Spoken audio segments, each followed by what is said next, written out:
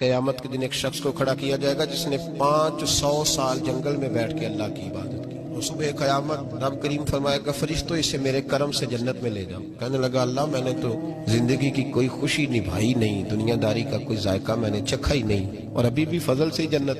اللہ فرمائے گا چلو تجھے تیرے عمل سے دے دیتے ہیں۔ فرمایا اس کی 500 سال کی عبادت رکھو ترازو کے ایک پلڑے میں، اور میں نے اسے جو 2 آنکھوں کی نعمت دی ہے اس میں سے 1 آنکھ کی نعمت رکھو ترازو کے دوسرے پلڑے میں۔